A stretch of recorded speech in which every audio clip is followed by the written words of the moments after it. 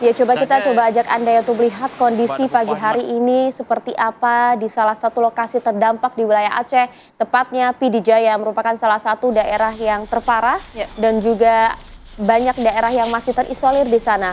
Ada rekan kami Brilian Syaheran yang sudah bisa menembus lokasi Pidi Jaya.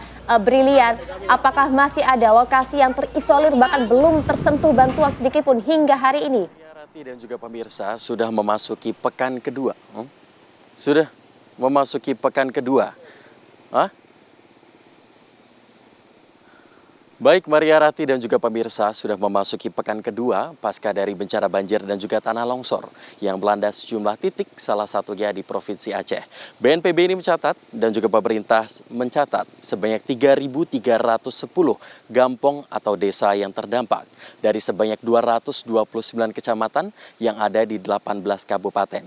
Salah satunya dari tempat saya mengabarkan saat ini yakni di Kecamatan Meredu di Desa Blangawe di Kabupaten Pidi Jaya. Di mana beginilah kondisinya. 12 hari yang lalu saya menyempatkan untuk berada di sini dan sampai dengan saat ini, hari ini nampaknya dari pantauan kami hampir semuanya masih sama. Belum banyak perbedaan. Material lumpur endapan setinggi 1 hingga 3 meter ini nampaknya masih menghiasi pemandangan yang ada di desa ini. Material organik ini masih berserakan hingga rumah dan juga bangunan-bangunan di sini porak-poranda. Dan juga ini sebelum saya lebih lanjut, saya ingin mengabarkan bahwa sejak tadi malam dari pukul 10 sampai dengan pagi hari ini, listrik yang dijanjikan nampaknya ini masih belum kunjung datang. Pemadaman listrik masih dilakukan di sejumlah tempat dan juga salah satunya di Desa Blangawe yang memaksa warga yang terdampak ini harus melewati malam di tengah kegelapan tanpa adanya penerangan. Dan juga memang kalau kita melihat juga air bersih ini masih sangat terbatas untuk mencukupi kebutuhan harian. Meski bantuan sudah mulai berdatangan, setidaknya warga yang terdampak ini dapat hidup hingga 1 minggu ke depan. Tetapi ada masalah baru yang mengintai, yakni kesehatan. Pasca banjir sudah surut, masyarakat harus membersihkan sisa dari material lumpur yang ada di rumah mereka menggunakan air yang ada. Salah satunya adalah air banjir. Dan ini tentunya membuat masyarakat ini mengalami gejala gatal-gatal, penyakit kulit hingga diare yang nampaknya ini sudah mulai dirasakan. Sejumlah posko-posko juga sudah didirikan memberikan barang bantuan hingga tempat berteduh ketika malam datang. Tetapi nampaknya masyarakat ini masih membutuhkan bantuan lebih. Bukan hanya makanan, bukan hanya minuman, tetapi sebuah kesempatan untuk meninggali rumah mereka yang dulu sempat mereka tinggali bertahun-tahun ada di Aceh. Dan nampaknya juga kita harus terus melihat, meninjau juga bagaimana kesigapan dari pihak-pihak terkait untuk membantu masyarakat yang ada di titik-titik terdampak. Dari layar kaca Anda dapat melihat bahwa ini terdapat sebuah sungai, aliran sungai Meredu, yang nampaknya pasca dari banjir kemarin ini mengalami pelebaran. Yang pada awalnya ini 100 meter, sekarang sudah menjadi 180 meter.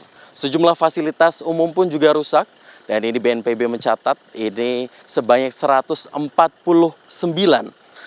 jadi fasilitas kesehatan terdampak dan sebanyak 504 jembatan ini rusak di sejumlah titik. Dan juga meski pemerintah sedang menggencarkan untuk nantinya akan menembus dan menyatukan jalur darat yang ini sempat terputus, namun permasalahan bukan hanya di jalur darat saja. Tetapi masyarakat yang ada di sini memerlukan bantuan pemerintah, lebih dari itu terlebih ini kepastian. Dan kalau dari kita melihat di Desa Blangawe sendiri, mayoritas pekerjaan masyarakat yang ada di sini adalah sebagai petani. Dan pasca dari banjir kemarin yang nampaknya ini melanda areal persawahan ini, dan terlebih juga ini waktunya kemarin setelah para petani ini melakukan panen raya. Ini baik dari hasil padi yang sudah dipanen terbawa air. Kemudian juga yang belum dipanen ini nampaknya tertutup oleh material lumpur. Pemerintah menjanjikan adanya penghapusan KUR atau hutang.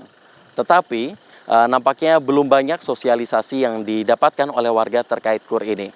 Lalu bagaimana nasib masyarakat yang terdampak di sini dengan kondisi di mana mereka ini masih dalam tahap penerimaan dan juga ingin bangkit dari masalah yang sedang mereka hadapi. Dan juga tentunya kita juga harus berharap bahwa nantinya dari masyarakat yang ada di Desa Blangawai ini maupun di titik-titik yang terdampak di Provinsi Aceh lainnya ini dapat bangkit kembali. Untuk sementara demikian, kembali ke Anda di studio. Ya baik, terima kasih laporan lengkap pada Brilian Syaheran langsung dari Pidijaya Aceh. Jaga kesehatan Anda di sana dan salam untuk korban terdampak di sana. Terima kasih.